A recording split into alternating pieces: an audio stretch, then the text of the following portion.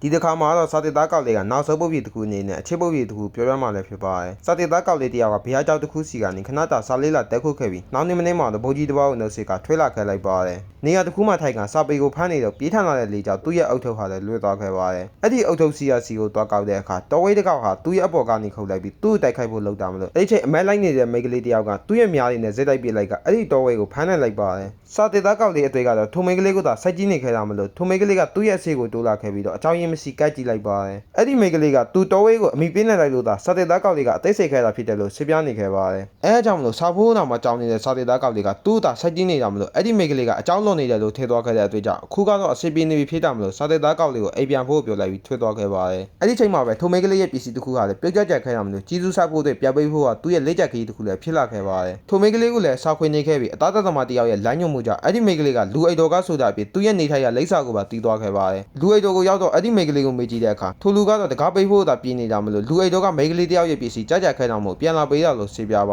ယ်။ဒါပေမဲ့အဲ့ဒီလူစီကကြားရတာကတော့သူတို့လူအိတ်တော်ရဲ့တခင်မလေးကမနေလောက်ကမှမတော်ဆမှုနဲ့ဆုတ်သွားခဲ့တယ်လို့သာကြားလိုက်ရပါတယ်။အဲ့ဒီမိန်းကလေးရဲ့အလောင်းကိုလည်းလာရောဘုရားကျောက်ကတောအုပ်ထဲမှာမြုပ်ထားခဲ့ပြီးသူ့အဖေကလည်းသမီးဖေးသူဆုတ်သွားတဲ့အတွေ့အကြောင်းပူဆွေးတော်ကရောက်နေခဲ့ရတာမို့ရာထူကနေနှုတ်ထွက်လိုက်ပြီးရွာကိုပြသွားခဲ့တယ်လို့သာပြောပြခဲ့ပါတယ်။ထိုမိန်းကလေးရဲ့အုပ်စုစင်မှာကြပြားတွေကိုနေတိုင်းလာဆိုပိန်နေတာကလည်းအခုဆိုရင်3 လလောက်မှစီးနေပြီလည်းဖြစ်ပါတယ်။ဒါပေမဲ့တစိဖြစ်နေတာတော့နိုင်ကြီးနေရတာကလည်း3 လလောက်မှစီးနေပြီဖြစ်တဲ့ထိုမိန်းကလေးအတွေ့ကဒေါသရဲ့ထွေးလာခဲ့ပြီးမို့အပြေကိုထွေးလာခဲ့လိုက်ပါတယ်။သူ့လည်း6 လနေခဲ့ပြီးတေချာကြည့်လိုက်တော့မှသူတွေးချင်နေတဲ့မိန်းကလေးဆိုတာကိုတီးသွားခဲ့တဲ့အခါမကြောက်တဲ့အပြေတွေးခွေးဝါရောက်လို့ကြီးစုတင်းနေတဲ့စာတေသားကောက်လေးကိုဒီတိုင်းကကြောက်ကြီးနေခဲ့ပါတယ်။ခဏနေတော့အဲ့ဒီမိန်းကလေးကသူ့ရဲ့နာမည်ကိုမေးကြည့်တဲ့အခါကျန်းယူတန်လို့ပြောရကြောင်းကျန်းယူတန်ဆိုတဲ့စကားလုံးကတရုတ်လို9 ဦးကိုဆိုလိုတာလည်းဖြစ်ပါတယ်။စားနေတဲ့ထိုမိန်းကလေးကိုလည်းအဲ့ဒါတောင်မှစာတေသားပြီးအစင်မပြတ်ဆေးပြားချင်နေသေးတယ်မို့နေတိုင်းသူ့ရဲ့အုပ်ကူစီမှာဒုက္ခလောက်ပိနေရတာတောင်မှမလုံလောက်သေးဘူးလားလို့မေးလိုက်ပါတယ်။ခဏနေတော့တပြေးချနေတဲ့ထိုမိန်းကလေးဖြစ်သူကိုလူရသေးပြီးလို့ခဏရင်းနေတမလို့တွားရတာမဟုတ်ဘူးလားလို့မေးကြည့်တဲ့အခါလူဖြစ်တော့ကသူတက်ခဲ့တဲ့တိတ်ဆာတွေကများတော့တာဖြစ်လို့ပြန်ဝင်စားမယ်ဆိုရင်တောင်မှလူကလွယ်ရင်ကြံတဲ့ဘွားတွေကတေချာပေါက်ဖြစ်ဖို့ကများတာလည်းဖြစ်ပါတယ်။အဲအကြောင်းမလို့သူတို့လာပါပြီးအကြီးချင်းစီးတဲ့မိန်းကလေးတယောက်ကဘွားမကူပဲဒီတိုင်းကနေတင်ရတာလို့ရှင်းပြပါတယ်။သူ့မှလည်းကြောက်ခွေးတစ်ခုရှိပြီးတတဝရဲ့အသိတချောင်းကိုသာကဲတီပိန်နိုင်မယ်ဆိုရင်တခုကွဲလာမှဖြစ်ပြီးကိုခုသာပြီးတော့လူပြောင်းဝင်စားလို့ရမှာဖြစ်ပေမဲ့အခုလေးစီသူကတစိဖြစ်နေတော့သူများကိုကဲတီပိန်မယ်ဆိုရဆွမ်းရင်မရှိတော့မလို့တတ်မှတ်ထားတဲ့နေရာကတော့မှထွေးမရဖြစ်နေခဲ့ရပါတယ်။စာတေသားကောက်လေးကကုညီပိတ်ထိပ်ပေမဲ့အစေးစားများဖြစ်နေခဲ့ရကအဲ့ဒီချိန်ထိုမိန်းကလေးကလည်းအကြံတစ်ခုကိုစေးစားမိသွားခဲ့ပြီးစာတေသားကောက်လေးကယောက်ျားလေးဖြစ်တာမလို့ရဆိုင်ရင်စီတဲ့သူဖြစ်ပြီးသူ့ကြော်ပူပြီးသွားပြီးဒီနေရာကထွေးလို့ရတော့တယ်ဆိုတာကိုနားလည်သွားခဲ့ပါတယ်။အဲအကြောင်းမလို့မိန်းကလေးနဲ့ယောက်ျားလေးဖြစ်နေတာမလို့မိန်းကလေးရဲ့ဂုတ်သိက္ခာထိခိုက်မှာပေါ်လို့ပြောနေတဲ့စာတေသားကောက်လေးကိုသူကတစိဖြစ်နေပြီမို့အရေးမကြီးတော့ဘူးလို့ဆိုတာထွေးလိုက်တဲ့အချိန်တကယ်လည်းထွေးလို့ရသွားခဲ့ပါတယ်။အဲ့ဒီမိန်းကလေးရဲ့ခန္ဓာကိုယ်ကလည်းပေါ်နေတဲ့အပြင်စာတေသားကောက်လေးကလည်းထိုမိန်းကလေးရဲ့မြေးတကောက်လိုဖြေးလာခဲ့ပြီးအားနေချင်းကတော့နေအောင်ကိုတရိုက်ထီလို့မရတာလည်းဖြစ်ပါတယ်။နောက်နေ့မနေ့ကိုရောက်တော့နေအောင်သားကတ်တီပိန်နိုင်မဲ့လူတွေကိုလိုက်စာနေကြတော့လူတယောက်ရေထဲကျသွားတာကိုမြင်လိုက်ရပါတယ်။အဲအကြောင်းမလို့နေအောင်သားလည်းတန်းကက်ဖို့ဆေးသွားခဲ့ကြပေမဲ့အဲ့ဒီလူကတန်ငါတဲ့ဖြစ်နေတာမလို့အဲ့ဒီတန်ငါတဲ့အစားသူ့ရဲ့အောက်ကရေမကူတတ်တဲ့စာတေသားကောက်လေးကိုသာအေးကဲလိုက်ရပါတယ်။အခုချိန်မှာစာတေသားကောက်လေးကသူ့ရဲ့အောက်ကိုကျလူတယောက်ဖြစ်နေခဲ့ပြီးမဲ့ရေမကူတတ်ပဲရေထဲကိုကြောင့်မှသူပြောတဲ့အတိုင်းခုတ်ချတာဖြစ်လို့တောက်လို့တဲ့စာတေသားကောက်လေးကိုလည်းပြောပြနေခဲ့ရပါတယ်။စာတေသားကောက်လေးကသူ့ရဲ့ဂတိကဆွေထိတ်ခိုင်မာတာဖြစ်လို့သူပိတ်ထားတဲ့ဂတိတိုင်းသေချာပါဖြစ်အောင်ကူညီပေးမယ်လို့သာပြောနေခဲ့ပါတယ်။အဲ့ဒီချိန်ထိုမိန်းကလေးကဟာထီသွားခဲ့ကရေထဲကိုလည်းကလေးတယောက်ကြောက်သွားရဲဆိုတာကိုစာတေသားကောက်လေးကမေးသွားခဲ့တာမလို့အဲ့ဒီချိန်နေအောင်သားလည်းပိုက်ကိုတခုယူကထိုကလေးကိုကတိပိန်နိုင်လိုက်ပါတ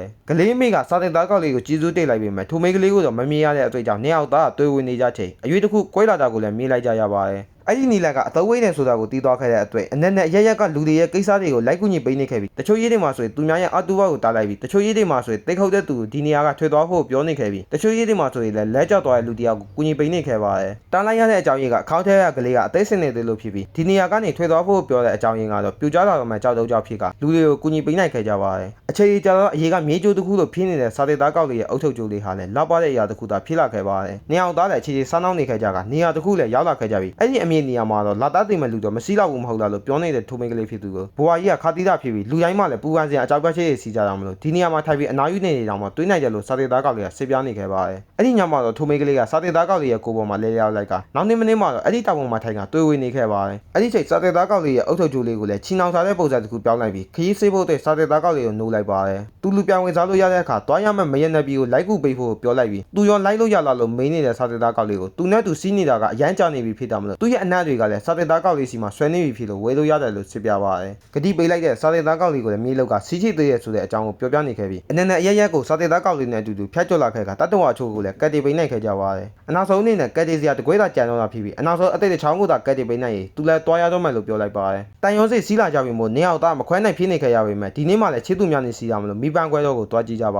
ါတယ်နေအောင်သားလည်းအဲ့ဒီကွဲတော့မှအတူတူတွားလာခဲ့ကြပြီးတနေရာကိုရောက်တော့အဲ့ဒီမိဘရဲ့အစီမှာဆူတောင်းဖို့ပြောလိုက်ပါတယ်သူရဲ့ဆူတောင်းမှာမိမနဲ့အများကြီးရပါစေလို့ဆူတောင်းနေတာမဟုတ်ဘူးလားလို့မေးနေတဲ့ထိုးမိကလေးဖြစ်သူကိုမိကလေးရဲ့ဘဝအများဆုံးကိုရပါစေလို့ဆူတောင်းခဲ့တာလို့ဆေးပြပါတယ်အဲ့ဒီချိန်လိုင်ယွန်ဘုရားကျောင်းကိုပြတ်သွားချစ်ရဆိုတဲ့ထိုးမိကလေးဖြစ်သူကိုခေါ်လာခဲ့ကလိုင်ယွန်ဘုရားကျောင်းကိုရောက်တော့ကုန်းပေါ်မှာလာတင်နေတဲ့ငါးလေးတစ်ကောင်ကိုမြေဝါထဲမိလိုက်ကြရပါတယ်အဲ့ဒီချိန်သူဆူတောင်းကပြင်းမြန်လိုက်တာဆိုတဲ့စာသက်သားကောင်လေးကိုတားလိုက်ကအဲ့ဒီအသေးတစ်ချောင်းကိုသာကဲပြီးသူတို့လည်းမမ်းမိကြတော့မှမဟုတ်ဘူးလို့ထိုးမိကလေးကဆေးပြနေခဲ့ပါတယ်သူပိထားတဲ့ဂတိတိုင်းသူ့ရဲ့ရေထဲကခန်းစားချေကြောင်းနဲ့ပြောင်းလဲမှမဟုတ်ပဲပြီးတော့အစိမ့်မမြေသွင်းနေရတဲ့ငါးလေးတစ်ကောင်ကလည်းအသိတစ်ချောင်းပဲဖြစ်တယ်လို့ပြောလိုက်ပါတယ်အစိမ့်သိစီးနေတဲ့ငါးလေးတစ်ကောင်ကိုသူကိုယ်တိုင်ကက်တီပေးလိုက်ပြီးပြောနေကြတဲ့ငါးနှစ်ကောင်ကလည်းခဏနေတော့လက်ခွဲသွားကြတာကိုမြင်လိုက်ရပါတယ်ကွဲလာတော့မဲ့ပန်းကိုတာကခဏတာလာတွေ့ကြတဲ့တတဝါတွေကအချိန်တိုင်းခွဲခွာရမယ်ဆိုတာကိုထုံမိကလေးကနားလည်သွားခဲ့ပါတယ်အဲ့ဒီချိန်စာတေသားကောက်လေးကနောက်ဘဝမှာဘယ်လိုလိုမျိုးပဲဖြစ်နေပြီဘယ်ဘဝကိုပဲရောက်နေပါစေသူတေချာပေါက်တွေ့ရလာစားပါမယ်လို့ဂတိပေးလိုက်ပါတယ်အဲ့ဒီချိန်ကွဲလာတဲ့ပန်းရဲ့လမ်းညွှန်မှုကြောင့်သူငွေဖောက်မဲ့နေရာကိုတီးသွားခဲ့တာမို့စာတေသားကောက်လေးကိုပြောပြခဲ့ပြီး16နှစ်ကြာရင်သူ့ကိုဒီနေရာမှာလာစားဖို့မှားလိုက်ပါတယ်စာတေသားကောက်လေးကစာပေမှာအကြီးချေးစီပြီးကြော်ကြတဲ့ယောက်ျားကောက်တယောက်ဖြစ်အောင်ကြိုးစားကအကြီးချေးစီတဲ့လူတယောက်အနေနဲ့သူ့လာတောင်းရမယ်လို့ဂတိပေးလိုက်ပါတယ်တကယ်လို့သာသူမမှတ်မိဘူးဆိုရင်ဒါမှဘယ်လိုနီးလမ်းမှဖြစ်နေပါသေးလူယူရမယ်ဆိုရင်ဒါမှသူ့ကိုတေချာပါလောက်ယူရမယ်လို့ပြောလိုက်ပါတယ်နောက်နေ့ညမှာတော့မယနယ်ပြည်ကိုခီးစစ်ကရောက်လာခဲ့ကြပြီးတူတူခုတ်ဆေးလိုက်ကြပါတယ်ဒီနေရာကိုရောက်လာတဲ့အခါဒီနေရာကလူတွေအားလုံးဟာလည်းခန်းစားချိန်မက်နေခဲ့ကြကနေရာတစ်ခုစီကိုပဲဥတီသွားနေကြတာကိုမြင်လိုက်ရပါတယ်လမ်းမှာလည်းအခက်တွေ့နေတဲ့အဘောက်တယောက်ကိုကိုကြီးပေးခဲ့ပြီးလူတွေသွားရစီကိုလိုက်သွားတဲ့အခါဘယင်နဲ့လက်ပြသူစီကိုရောက်သွားခဲ့ပါတယ်အဲ့ဒီချိန်သူ့ရဲ့ပတ်ခွဲကနေအကြီးတစ်ခုပေါ်ထွေးလာခဲ့ကတောက်သုံးစီခိုက်ခဲ့ပါတယ်တောက်သုံးဖို့လုပ်တဲ့အခါမယင်နဲ့လက်ပြသူကထိုမိန်ကလေးကိုတားလိုက်ပြီးအကြီးတစ်ခုပယ်ပေးလိုက်ပါတယ်ဝမ်းနဲ့ဆိုတာပြန်လဲတော့မှစာတေသားကောက်လေးကိုလည်း16နှစ်ကြာတော့အခက်တွေ့ခဲ့ရင်စတဲ့ခဲ့တဲ့လိုက်ရောဘုရားကျောင်းရဲ့ရည်တွေကိုမမေးလိုက်နဲ့ဆိုတဲ့အတာတစ်ခုနဲ့မယင်နဲ့လက်ပြသူကအတိပေးသွားခဲ့ပါတယ်16နှစ်ကြာတဲ့အခါလေတစည်းရဲ့ပုံမှာနောင်မီကြော်ကြတဲ့အရာစီတယောက်ကရာထူးကနေနှုတ်ထွေးလိုက်ပြီးဖြစ်တာမလို့ထွေးရတဲ့အကြောင်းရင်းကိုလူနှစ်ယောက်ကမေးနေခဲ့ပါတယ်အဲအကြောင်းလေးထောက်ဖို့ဂတိပေးထားတဲ့သူစီတာမလို့အခုလိုမျိုးနှုတ်ထွေးလိုက်ရတာလို့စေပြနေခဲ့နောင်မီကြော်ကြတဲ့အရာစီတယောက်ကတကူတည်းဖြစ်နေရတာအဲအကြောင်းလို့ဆိုကစကားခွဲနေကြပါတယ်ထိုလူကတော့လော်ခဲတဲ့16နှစ်ကစာတေသားကောက်လေးဖြစ်ပြီးအခုကတော့အသိကြီးသွားခဲ့ပြီလည်းဖြစ်ပါတယ်အဲ့ဒီချိန်အနောက်မှာလည်းအိတ်ထောင်6ပိတ်တော့မှဖြစ်လို့ငွေရွယ်ပြီးချုံမောင်းကအီချေးစီးတဲ့ယောက်ျားကောက်တယောက်ဖြစ်ဖို့မျောလင်းနေကြတဲ့မိန်းကလေးနှစ်ယောက်ရဲ့အတန်ကိုလည်းကြားနေခဲ့ရပါတယ်အဲ့ဒီချိန်တရုတ်တီတိုက်လာတဲ့လေကြောင့်သူ့ရဲ့အုတ်ထုပ်ဟာလည်းလွတ်သွားခဲ့ကလော်ခဲတဲ့16နှစ်ကလိုမျိုးအမတ်တရတချို့ဟာလည်းခေါက်ထဲပြတ်ပေါ်လာခဲ့ပါတယ်သူ့ရဲ့အုတ်ထုပ်ကိုလည်းပြတ်ကောင်းနေချိန်ရေထဲမှာမြင်လိုက်ရတဲ့သူ့ရဲ့ပုံရိပ်ကြောင့်ပဲတွေးဝေနေတုန်းမှာမယနဲ့လိုက်ပြောသူပြောခဲ့တဲ့စကားကိုပြန်လဲကြားရအောင်လာခဲ့တာမို့လိုင်ရွန်ဘုရားကျောင်းရဲ့ရည်တွေးကိုရောက်လာခဲ့ပါတယ်သူကအရာအလုံးကိုဂတိတိနိုင်ခဲ့ပေမဲ့အခုချိန်မှာတော့အသိကြီးသွားပြီဖြစ်တာမလို့တွေးဝေနေတုန်းမှာယူတွေထဲကိုကြောက်သွားခဲ့ပါတယ်သူ့ရဲ့အရေးကအမတ်တရပုံရိပ်ချိုးဟာလည်းဒီယူတွေထဲမှာပဲပြတ်ပေါ်လာခဲ့ပြီးအပြေကိုပြတ်တိတ်လာတုန်းမှာငယ်ရွယ်တဲ့ခန္ဓာကိုယ်ကိုပြန်လဲရရှိသွားတာကိုလည်းမြင်လိုက်ရပါတယ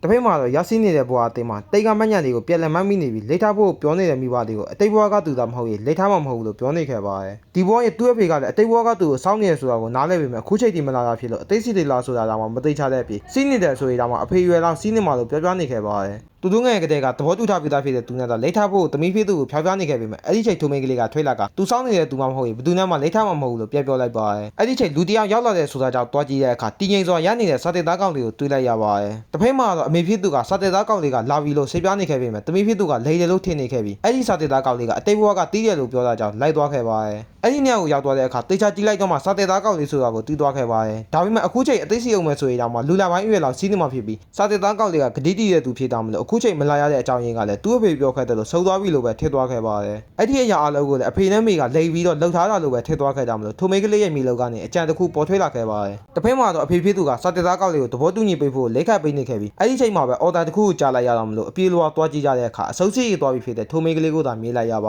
တယ်ထိုမိန်းကလေးကသူသိခဲ့တဲ့စာတေသားကောက်လေးကတိတ်ဆုံးသွားပြီလို့ထည့်သွားခဲ့တဲ့အတွက်သူ့ရဲ့အနောက်ကိုလိုက်သွားခဲ့တာဖြစ်ပြီးအဲ့ဒီချိန်မှာပဲစာတေသားကောက်လေးကလည်းမယနယ်ပြည်ကိုတက်ပြေးသွားခဲ့ပါတယ်အဲ့ဒီနေရာမှာလည်းစာတေသားကောက်လေးကလိုက်စားနေခဲ့ပြီးအနောက်ဆုံးမှာတော့အကြီးကိုတောက်တော့မှဖြစ်တဲ့ထိုမိန်းကလေးကိုမြင်လိုက်ရပါတယ်အဲအကြောင်းမလို့အချိန်မီတားနဲ့လိုက်ပြီးဘယ်လိုရောက်လာတာလဲဆိုတာကိုနားမလည်ဖြစ်နေတဲ့ထိုမိန်းကလေးကိုဆေးပြဖို့လုပ်နေတော့အဲ့ဒီအကြီးဟာလည်းပြုတ်ကျသွားခဲ့ပါတယ်သူ့လည်းမယုံကြည်ဖြစ်နေကြမလို့မဆေးပြတော့ပဲဒီတိုင်းသာဆွဲခေါ်သွားဖို့ဆုံးဖြတ်လိုက်ပါတယ်အဲ့ဒီချိန်ရုပ်ကနေတဲ့ထိုမိန်းကလေးကြောင့်ပဲနေအောင်စလုံးဟာရေထဲကိုကျသွားခဲ့ကြပြီးသူတို့ကြောင့်ပဲရေလိုက်တွေဟာလည်းဖြစ်ပေါ်လာခဲ့ပါတယ်ထပ်ပြီးတော့ရုပ်ကနေကြမလို့အနောက်ကနေလိုက်လာတဲ့ရေလိုက်ကြောင့်ပဲကွဲသွားခဲ့ကြကထိုမိန်းကလေးကတော့ကြောက်တုံးနဲ့တိုက်မိသွားခဲ့ပြီးအဲ့ဒီမိန်းကလေးကိုစာခွေနေတဲ့စာတေသားကောက်လေးကတော့ရေတွေနဲ့ဖောက်အုပ်သွားခဲ့ပါတယ်သူတို့စီကတော့ဥတီလာနေတဲ့အဲ့ဒီရေလိုက်တွေကြားထဲကနေထိုမိန်းကလေးကိုတဲလိုက်ကအဲ့ဒီမိန်းကလေးကလည်းသူချီခဲ့တဲ့စာတေသားကောက်လေးရဲ့အုပ်ထုပ်ကြလော်ခဲ့တဲ့16နှစ်ကစာတေသားကောက်လေးဆိုတာကိုတီးသွားခဲ့ပါတယ် ဒီကနေ့စာတင်သားကောင်လေးကသူ့ပေးခဲ့တဲ့ကတိကအသေးခေါ်လာခဲ့ပြီလို့ဆိုတာဒီနေရာကနေထွက်လိုက်ပြီးနှစ်ယောက်စလုံးဟာလည်းအပြင်ကိုရောက်လာခဲ့ကြပါတယ်နှစ်ယောက်သားလည်းသူတို့ချစ်ခဲ့ကစားတဲ့ကလိုပဲအခြေအနေကိုပြန်လည်ရောက်ရှိသွားခဲ့ပြီးကိုချစ်တဲ့သူကဘယ်လိုပုံစံဘယ်လိုဘဝမျိုးပဲဖြစ်နေပါစေနှစ်ယောက်စလုံးကစိတ်မှန်တဲ့ကတိတစ်ခုနဲ့ကိုချစ်တဲ့သူတွေဘာမှမဆိုပိတ်ဆက်ရကြတဲ့သူတွေလည်းဖြစ်ပါတယ်